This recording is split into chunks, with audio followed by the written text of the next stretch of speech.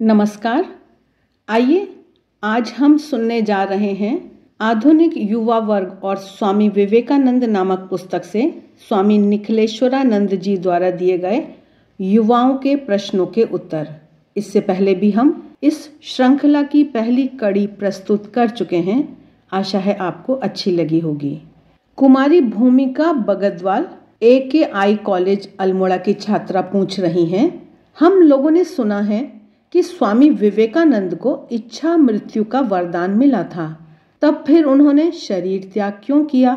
वे आज जीवित क्यों नहीं हैं? स्वामी निखिलेश्वरानंद जी इसका सुंदर उत्तर देते हुए कह रहे हैं, कौन कहता है कि स्वामी विवेकानंद आज जीवित नहीं हैं? वे बिल्कुल जीवित हैं, किंतु एक सुंदर रूप में। वे आकार रहित एक आवाज हैं। आज भी वे अनेकों को उत्प्रेरित और मार्गदर्शन कर रहे हैं। उन अमर शब्दों का स्मरण कीजिए जो उन्होंने श्री एरिक हेमंड को कहे थे, हो सकता है कि मैं अपने शरीर से मुक्त हो जाने, इसे जीर्ण वस्त्र की भांति छोड़ देने को बेहतर समझूं, लेकिन मैं तब तक लोगों को सर्वत्र उत्प्रेरित करता रहूंगा जब तक संसार यह न समझ ले कि वह ईश्वर के साथ एक है। BTC कन्या हॉस्टल अल्मोड़ा की मुखी शोभा रावत का अगला प्रश्न, क्या लड़कियों के लिए संसार त्याग करना, संन्यास ग्रहण करना उचित है? क्या संसार त्याग किए बिना आपके संघ में सक्रिय योगदान करना संभव नहीं है? महाराज उत्तर दे रहे हैं, लड़कियां भी संसार त्याग कर सकती हैं, सन्यासिनियां हो सकती हैं, शारदा मठ में योगदान कर सकती हैं। यदि कोई संसार त्याग करना चाहता है, चाहे सन्यासी या सन्यासिनी बनने के लिए, तो कई कठिनाइयां हैं, लेकिन जहां चाहा वहां रहा है। शिव भाव से जीव की सेवा या ईश्वर बुद्धि से मानव की सेवा करते हुए यदि किसी के पास अमर आनंद का अमृत पान करने की तीव्र इच्छा है, तो वह कोई ना कोई रास्ता निकाल ही लेगा या लेगी। किंतु सभी संसार का त्याग नहीं कर सकते और न करने की जरूरत ही है। तुम निश्चय ही बिना संसार का त्याग किए हुए ही हम लोगों के क्रियाकलापों में भाग ले सकती हो। अनेक गृही भक्त और स्वयंसेवक हमारे सेवा कार्यक्रमों में हमें अपना सहयोग प्रदान करते हैं। लड़कियों के लिए शारदा मठ के क्रियाकलापों में सहयोग करना आसान और उत्तम है। सौभाग्यवश तुम्हारे लिए कसार देवी के निकट अल्मोड़ा में, जहां स्वामी विवेकानंद जी ने तपस्या की थी, शारदा मठ की एक नई शाखा खोली गई है। महाराज से एक प्रश्न पूछा गया कि लोग कहते हैं कि लड़कियों के लिए तर्क वितर्क करना उचित नहीं, क्या यह सच है? महाराज उत्तर देते हुए कह रहे हैं कि तर्क के लिए तर्क करना सदा बुरा है, लड़का या लड़की किसी के लिए भी, किंतु अपनी समझ की स्पष्टता के लिए तर्क करना सर्वदा सराहनीय है। भगिनी निवेदिता स्वामी विवेकानंद जी से बहुत तर्क वितर्क किया करती थीं। स्वामी जी उनसे अप्रसन्न नहीं होते थे।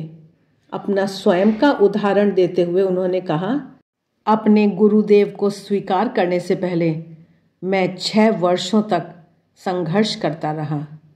इसी से मैं इस मार्ग का कोना कोना जानता हूँ। एडम्स इंटर कॉलेज अल्मोड़ा की छात्राएं कुमारी निधि रावत व कुमारी निधि तिवारी का प्रश्न कि निराशा की घड़ियों में जब सत्यनिष्ठ बने रहना बड़ा महंगा साबित हो रहा हो, तब हमें क्या करना चाहिए? यह प्रश्न हम सभी के मन में उठता है। आइए सुनते हैं स्वामी निखिलेश्वरानंद जी से इस प्रश्न का उत्तर। महाराज कह रहे हैं, श्री रामकृष्ण ने कहा था, सत्य इस कलयुग की वास्तविक तपस्या है। आज हम इस कथन की सार्थकता का स्पष्ट अनुभव करते हैं जब हम यह देखते हैं कि जो सत्य का पालन करते हैं उन्हें कितना त्याग करना पड़ता है, कितने कष्ट झेलने पड़ते हैं और कितनी आलोचनाएं सहनी पड़ती हैं। आजकल जो सत्य का व्यवहार और सत्य आचरण करते हैं उन्हें अव्यावहारिक समझा जाता है। सचमुच सत्य का व्यवहार बड़ा महंगा व्यापार है, परंतु जिनका दृढ़ विश्वास है कि अंततः सत्य की ही जीत होती है, सत्यमेव जयते, और सत्याचरण मनुष्य को परम सत्य परमात्मा तक ले जाता है, उनके लिए कोई भी कीमत बहुत भारी नहीं होती। एडम्स गर्ल्स कॉलेज की ही छात्रा का अगला प्रश्न कि ईश्वर एक है, फिर उन्हें प्राप्त करने के लिए इतने मार्ग क्यों हैं? एक ही मार्ग क्यों नहीं? सभी लोग अलग अलग ढंग से क्यों सोचते हैं? इसका उत्तर देते हुए महाराज कह रहे हैं, तुम क्यों चाहती हो कि प्रत्येक व्यक्ति केवल एक ही मार्ग का अनुसरण करे? स्वामी विवेकानंद ने कहा था, अधिकाधिक मार्ग होने दो ताकि लोगों को बेहतर विकल्प मिल सकें। वे अपनी रुचि और प्रकृति के अनुसार अपने पथ का चयन कर सकें। अगर तुम एक खास प्रकार की मिठाई पसंद करती हो तो निश्चय ही इसका सभी उपायों से उपभोग करो, परंतु यदि तुम्हारे मित्र दूसरी तरह की मिठाइयाँ पसंद करते हैं तो उन्हें उन मिठाइयों का आनंद लेने दो। तुम्हें अपनी पसंद उन पर थोपनी नहीं चाहिए। हर एक व्यक्ति को अपना पथ चुनने की स्वाधीनता दो, परंतु झगड़े नहीं होने चाहिए। यदि सभी लोग यह जान लें कि सभी रास्ते एक ही सत्य परमात्मा की ओर ले जा रहे हैं, तो विभिन्न संप्रदायों और धर्मों के बीच होने वाले झगड़े समाप्त हो जाएंगे। इसका प्रदर्शन करने के लिए ही श्री रामकृष्ण देव ने विभिन्न धर्मों, हिंदू, इस्लाम, ईसाई आदि का क्रम से आचरण किया और उद्घोषणा की, जतो मत ततो पथ, अर्थात जितने मत हैं उतने मार्ग हैं। आइए सुनते हैं अल्मोड़ा इंटर कॉलेज के छात्र श्री अमित तिवारी का प्रश्न कि रामकृष्ण मिशन की स्थापना कब और कैसे हुई। स्वामी निखिलेश्वरानंद जी इसका उत्तर देते हुए बता रहे हैं कि रामकृष्ण मिशन की स्थापना स्वामी विवेकानंद जी द्वारा 1 मई 1897 1 मई 1897 को की गई। सोसाइटीज रजिस्ट्रेशन एक्ट के अधीन इसका विधिवत पंजीकरण 1909 में हुआ।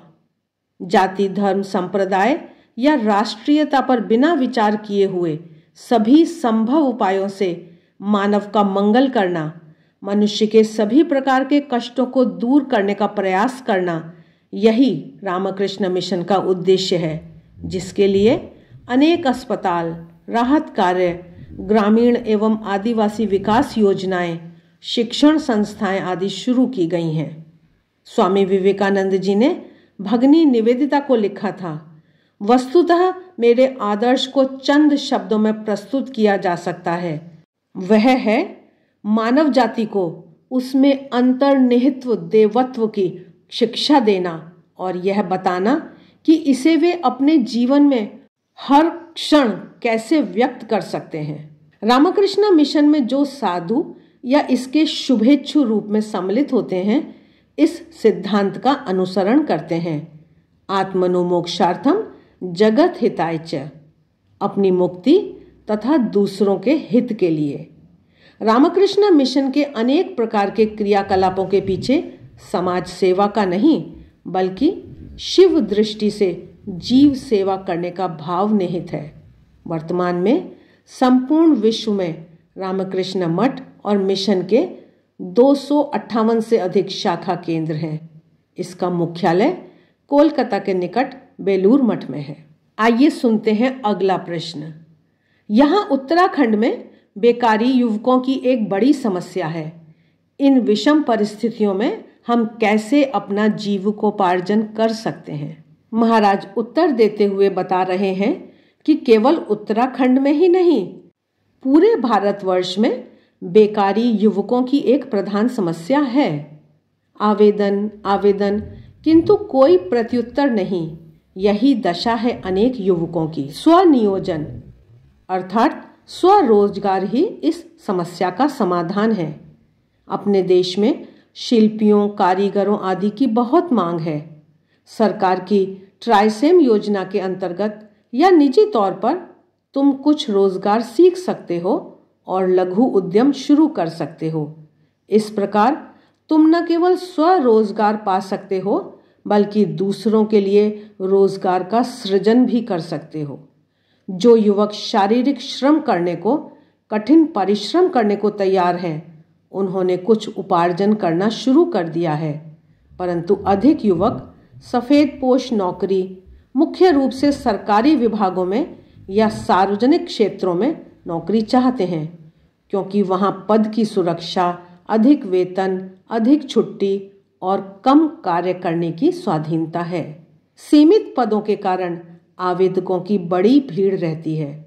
सरकारी नौकरियों में सबका समावेश नहीं किया जा सकता, अतः युवकों को निजी क्षेत्र में या आत्मनियोजन के द्वारा नया मार्ग निश्चय ढूंढना चाहिए, किंतु इसके लिए तैयारी करनी पड़ेगी। आइए सुनते हैं गवर्नमेंट इंटर कॉलेज के छात्र श्री शैलेंद्र जोशी का अगला प्रश्न।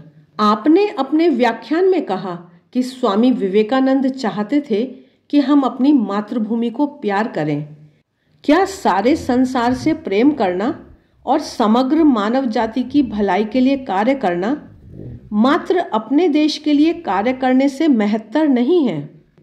महाराज उत्तर देते हुए बता रहे हैं कि निश्चय ही हमें समग्र विश्व को प्यार करना चाहिए, किंतु इससे हमारी देशभक्ति के भाव का विरोध नहीं होता है।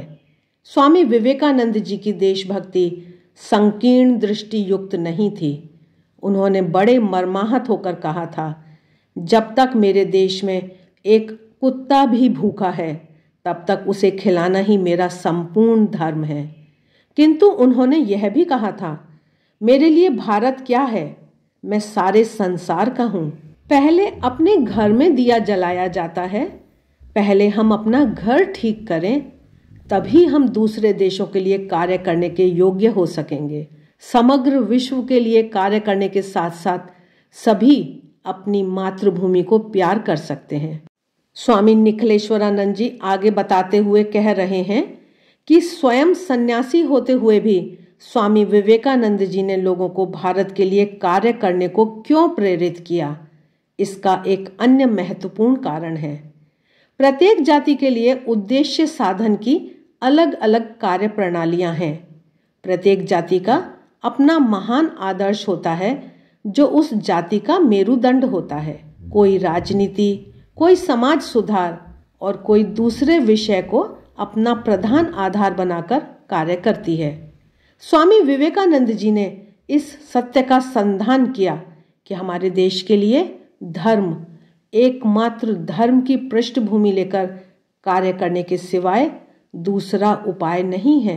आज सारा संसार अपने को आत्मसंहार से बचाने के लिए भारतीय आध्यात्मिक ज्ञान की आवश्यकता महसूस करता है। सर्वप्रथम हमें भारत को बचाना है, केवल इसलिए नहीं कि यह हमारी मातृभूमि है, बल्कि इसलिए कि यदि भारत बचता है तो सारा संसार बचता है।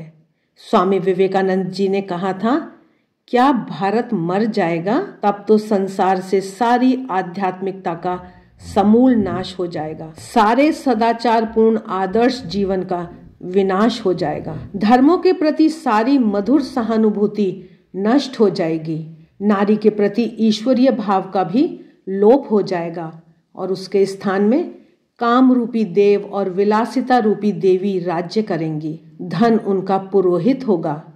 प्रताड़ना, पाश्विक बल और प्रतिद्वंदिता यही उनकी पूजा पद्धति होगी और मानवात्मा उनकी बलि सामग्री हो जाएगी। इस प्रकार की विपत्तिकर घटना कभी हो नहीं सकती। महान इतिहासकार आर्नल्ड जे टॉइनबी ने कहा है, मानव जाति की मुक्ति का एक ही मार्ग है, भारतीय मार्ग। सम्राट अशोक और महात्मा गांधी का अहिंसा का सिद्धांत और श्री रामकृष्ण का धर्म समन्वय का प्रमाण। यहाँ हमें वह मनोभाव और प्रवृत्ति मिलती है जो मानव जाति को एक साथ एक ही परिवार में विकसित करना संभव बनाती है और इस परमाणु युग में विध्वंस से अपने को बचाने का हम लोगों के लिए यही एकमात्र विकल्प है। भारत का संदेश वसुधैव कुटुंबकम का संदेश है, अर्थात सारा विश्व एक परिवार है। वेदांत के अनुसार सारा विश्व एक ही समान चेतना से व्याप्त है। यह एक आध्यात्मिक जगत है। आधुनिक विज्ञान ने भी इसे प्रमाणित किया है। आधुनिक मानव मानसिक शांति की खोज में है, जो वह भौतिक समृद्धि या बाहरी उपकरणों से नहीं पा रहा है। सारे संसार का मनुष्य आज उस वेदांत के अमृत का पान करने को पिपासु है, जो कहता है कि आत्मा शाश्वत, आनंद और अनंत है। हम में से प्रत्येक व्यक्ति के भीतर अवस्थित है। आत्मा की दिव्यता और विश्व की एकात्मता का वेदांत का संदेश आज की चरम आवश्यकता है।